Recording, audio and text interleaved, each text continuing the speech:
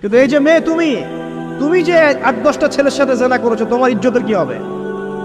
তোমার যে সতীত্ব তুমি নষ্ট করেছো। তুমি তো বিয়ের পর কোনো ঘরে গেলে সে হাজবেন্ডও বুঝতে পারবে তুমি আর সতী সাথী নও। তখন তোমার কি হবে? আর এটা যে এত ভয়াবহ মহামারী আকার ধারণ করেছে না, অনেক ক্ষেত্রে দেখা যায় স্বামী অফিসে যাওয়ার সাথে সাথেই বয়ফ্রেন্ড বাসায় হাজির। এই যে বাক্সে বাক্সে বন্দি জীবন বললাম, বাক্সে বাক্সে বন্দি ফ্ল্যাটের ভিতরে তো ঢুকলে আর বোঝা যায় না ভিতরে কি হচ্ছে। কত ফ্ল্যাটে যে জেনা হয় এখন এই শহরে, আল্লাহ ভালো জানে।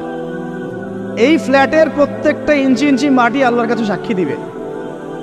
যেখানে যে মাটিতে বসে অবিবাহিত যুবক যুবতী জেনা করেছে আর বিবাহিত যুবক যুবতীরা এবং এই স্বামী স্ত্রী জেনা করেছে, এর ইঞ্চি ইঞ্চি মাটি আল্লাহর কাছে কথা বলবে।